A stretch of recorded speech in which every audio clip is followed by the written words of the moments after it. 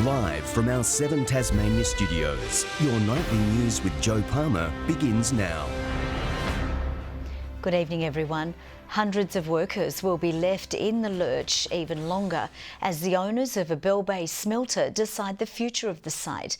Staff at Temko were expecting to know the outcome of a review this month, but it's now understood an announcement has been delayed. If you want to know the mood in Bell Bay, just talk to Chris at the cafe. The unknown. People are a bit worried about the security of their jobs and things like that. Those 300 jobs are at Temko, where workers are waiting to learn their fate. The owners, South 32, are expected to make an announcement this month, following a review. But multiple sources have told 7 Tasmania that review will now be handed down in November, or even December. The state government met with company officials last month. They are well assured by me and my ministers that we will leave no stone unturned to support them and their workers. Labor too has met with executives. It has high hopes for another industry. There's an opportunity in Tasmania for us to realise investment in a new industry, which is hydrogen. Nearly 500 jobs could be created. Hot air, says the government. Now they come at this late stage with something that they pretend is a silver bullet solution, which it's not. Easier said than done, say the experts. The difficulty is that it doesn't occur naturally, and so it takes a very expensive, mainly electrical process at the moment to refine it into that raw product. While a cloud of uncertainty is hanging over jobs here at the smelter, those in Georgetown are finding ways to be upbeat.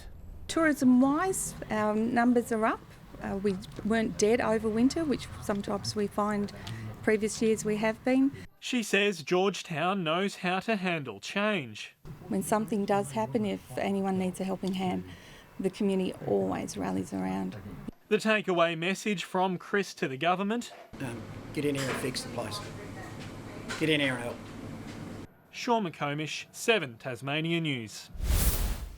The trial into the alleged murder of a Risdon Vail tattoo artist has started hearing closing submissions. Dwayne Doc Davies' wife and his best friend have both pleaded not guilty to the crime. After 5 weeks, the trial into the death of Dwayne Doc Davies starting closing submissions today.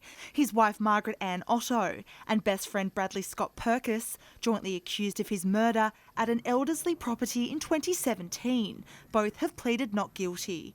Prosecutor Madeline Wilson began by arguing the pair confirmed the plan over the phone, saying the stage was set, alleging Mr Purkis shot Mr Davies on the night of May 26 in his cannabis grow shed, saying that while the co-accused claimed he was the last person to see the victim alive, instead he was the first person to see him dead, claiming Ms Otto instigated the murder and she roused, she encouraged, she spurred on Bradley Purkis. But then Margaret Otto's defence lawyer Gregory Mellick argued the prosecution's case against her is all speculation, however agreed that Bradley Purkis allegedly murdered Mr Davies, saying Mr Purkis is an arrogant master manipulator and she foolishly tried to protect Mr Purkis, saying she did not plan the murder.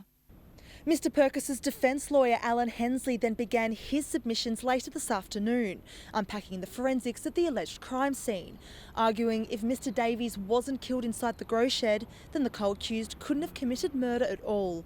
The defence's closing statement will continue tomorrow. Ruby Kemain, 7 Tasmania News. The long-time president of Tasmania's Liberal Party has announced his resignation. Jeff Page today revealing he's leaving after 7 years in the role, planning to not recontest the position at the party's annual state council in Devonport this weekend. Mr Page said it had been an honour to hold the position across 2 state election victories. A Derwent Valley councillor has resigned after less than a year in the role, saying the decision came after ongoing personal attacks. Tourism advocate Rachel Power today said she's faced social media harassment since starting, feeling now enough is enough, saying it highlights a wider problem in many local government areas across Tasmania. The spark's gone and that I don't have the energy to do all of this and to deal with this sort of thing every single day, day in and day out. That's ultimately what made the decision. The Derwent Valley Mayor says she'll be missed and that more needs to be done to protect councillors in similar situations. Wild deer are once again in the crosshairs of the state government. Landholders will now be allowed permits to cull antlerless deers for up to 5 years. Quotas and tags will also be scrapped for permit holders and recreational hunters. The announcement has been welcomed by the state's Farmers and Graziers Association. Amid a spike in pedestrian car collisions, first responders are urging road users to be more vigilant. From today, Tasmania Police is increasing its patrols in high visibility areas in an attempt to prevent incidents, a move welcomed by the peak motoring body. A busy city street and a potential crime scene. Police today warning they've seen a spike in cars hitting pedestrians in recent months. They could have been avoided with motorists just keeping a proper lookout, being aware of their surroundings. Saying often it's occurring due to inattention, both by pedestrians and drivers. We've determined that a number of serious and fatal road crashes on our roads, particularly around controlled traffic signals, pedestrian crossings, have occurred as a result of drivers failing to give way. The peak motoring body agree, saying they too have seen a rise, saying speed and mobile phone use are two contributing factors. It's everybody's responsibility to act safely and drive safely when it's on the road, whether you're a driver in a car or whether you're a pedestrian using road areas. Tasmania Police will be increasing its presence in coming weeks, aiming to reduce incidents. Both marked and unmarked cars and foot patrols bolstered as part of the campaign. It's just a timely reminder for the community, motorists, pedestrians, just to take care on our roads. Urging people to look up and pay attention because it could save a life. Ebony Ablett, 7 Tasmania News. The first stage of redemption work at Macquarie Point is finally about to begin. Synergy Resource Management today awarded the contract to prepare a section of the site. Work to be undertaken including excavation, concrete removal and intensive environmental testing. This is quite a good point because it means that we are starting the remediation physical task to clean this parcel of land ahead of it going out for permanent development. The work is due to be complete by the end of December with the land ready for development in early 2020. In an effort to try and save one of the world's rarest species, the community has been invited to name their very own red handfish. Tasmanian scientists today launching a campaign to raise awareness and funding for the fish's future. The red handfish, just 100 left in the world, found at only 2 locations, both near Hobart. Scientists have been tracking their dwindling numbers for years. This is actually the first census, so we don't actually have an idea of the trends through time, other than that there's way less now than there was 20 years ago. Now a creative new campaign is hoping to bolster the numbers. Launching today, a new website allows anyone to name their very own handfish in return for a donation put towards vital research. We've finally managed to get them on an online database, so all of the public can now see every individual that's known to be remaining. So it's pretty exciting to be able to track this and the public to be able to see the individuals. With the 2 remaining populations still extremely vulnerable, it's hoped the initiative will help engage people with the plight of the species. Each fish is quite unique and we can recognise the individuals, so I'm sure the public will enjoy seeing the variation amongst the individuals too. If we find that fish again, we hope to be able to let them know, we saw your fish over the weekend, he's doing well, he's grown this much. Might hopefully have found a partner. Red handfish can be named at handfish.org. Michelle Wisby, 7 Tasmania News. Nearly 100 Tasmanian residents have become Australian citizens at a ceremony in Launceston today. Among them, Oliver Mensah, who has called Australia home for the last 14 years, escaping war-torn Sierra Leone before spending 5 years in a refugee camp in Ghana. But today he says he's happy to finally be awarded the rights of a citizen. I can vote now, which is exciting, which is something I'm looking forward to. I follow politics really closely and everything Australian, so it's good to have it and yeah, finally be able to cast my ballot. People from nearly 30 countries were among the new Aussies. It's good news for beer drinkers. James Bogue is today making its St George beer a permanent fixture. A social media drive by consumers to bring back the beer led to a limited release of the much-loved brew, but overwhelming demand has seen it become a staple. We thought we had enough beer to get through to Christmas. We ran out after 6 weeks. We actually had to make a second batch of beer to keep people in drink for what we thought was going to be the balance of year. St George will be available in stubbies and on tap across the state. A rare crayfish has managed to claw its way into the spotlight after being discovered along the Tamar. The species has never been recorded in the area, but improving water quality in the Tamar is believed to be helping the species thrive. It's small and rare, but to scientists, this burrowing crayfish is a big deal. The species has never been recorded so close to Launceston's CBD.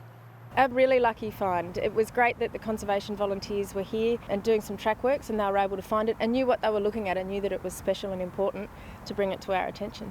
Discovered in a swamp on the Tamar Estuary foreshore last week, experts at the Queen Victoria Museum and Art Gallery are working to determine if it's a threatened species. It's likely that this is not the only crayfish in the area. Just because we found one doesn't mean there's only one here. They're not common. It's not common to see them on the surface. They live deep down in burrows, so 2 or 3 metres underground. The discovery of this crayfish is not only significant, but suggests that the water quality of the Tamar is better than once thought. These are aquatic animals, so they rely on good water quality, and this site is daily flushed by the Kanamaluka Tamar. It's a testament to the actions over probably the past 50 years that have cleaned up the water in our waterways, and also that we've protected this patch of forest. Elizabeth O'Neill, 7 Tasmania News. Tonight, the curtain will be drawn for the Launceston Musical Society's production of Godspell. The cast and crew of more than 50 people have been rehearsing for the past 4 months, with audiences expected to be wowed by the singing, dancing and bright costumes.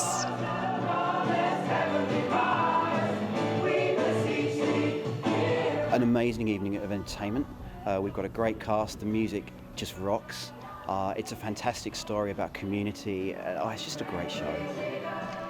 The production will run until Sunday. Well, it's a sport that's previously flown under the radar here in Tasmania, but is now experiencing a boom in popularity. And with more young players than ever taking up baseball, it may only be a matter of time before the state produces a future star of the game. It's a state that's produced world-class athletes in nearly every sport imaginable. But when it comes to one of the most popular games on the planet, Tasmania's talent pool is extremely shallow. From the Hobart point of view, we're up to 10 teams for this coming season, and that's taken us 12 years to get to that point. So we've got a couple of teams up in Launceston, and obviously we're looking at developing the game in the northwest coast. And having helped grow the game in leaps and bounds, Baseball Tasmania has now shifted its focus to the next generation of players, enlisting the help of the third largest club in Australia, Victoria's Doncaster Dragons. Realising that there really wasn't any sort of competition for kids in Tasmania. So once we realised that, we just thought it's the way to go. Bring it down, see if we can bring some kids down and have the kids helping out the other kids. If we see any juniors that got any sort of talent, we can send them for programs to Victoria in particular, and they can grow their skills from there. Proving a hit in all parts of the state, the clinics are now set to become an annual event, with Baseball Tasmania confident it can help create a previously non-existent pathway from this all the way to this. He makes the catch! Oh, what a play! Good evening. Butler's Gorge cooled down to -5 last night, while on the flip side, Ouse, Strawn and Campania warmed up to a nice 24 degrees. Hobart 18 today, Launceston 20, Burnie and Devonport 15. Grove, St Helens and King Island 23, Flinders Island 22, Lyawini 19, Smithton reached 18 and Friendly Beaches 17 degrees. No rain today or for the past 36 hours, but we did have some higher level cloud drifting over King Island and the northwest, a little more over the southeast. Patchy mid-level cloud cloud is over Victoria and South Australia. That's due to a trough and low pressure system. Another brought cloud to eastern Queensland and low cloud under a high over southern WA. Tomorrow a surface trough crosses Tasmania with a cold front close behind. Ridges of high pressure along the eastern seaboard and the Bight with several surface troughs over the mainland. 10 to 20 knot northwest to northeast winds will shift westerly and increase slightly in the afternoon, reaching 30 knots over the far south. So we have a strong wind warning there that's been issued for waters between Tasman Island and southeast Cape. 28 for Hobart tomorrow, a fine sunny day. 27 for Cygnet, mostly sunny for New Norfolk and 29 degrees. 25 the top for Launceston, a sunny one. Sunny 2 for Devonport on 19 and 24 for Campbelltown. And for Burnie tomorrow, a high of 19. 25 for Strawn, a sunny day, maybe a late shower moving in. 18 for Smithton. And for St Helens, a high of 23 and sunny. 25 for Swansea, Fingal, 26 degrees. On Friday, showers over the west and south, easing in the afternoon. Showers over the northeast. Possible showers over the north on Saturday, fine elsewhere after areas of frost. And on Sunday, showers right across the state. Partly cloudy for Perth and Adelaide tomorrow. Sunny weather and high 20s for Melbourne, Canberra and Sydney. Fine and sunny in Brisbane, 26 degrees. Warm in Darwin and Alice Springs. And conditions clear right now with promising weather for tomorrow, Joe. Good news there. Thanks so much, Murph. That's all from the team for now. See you a little later.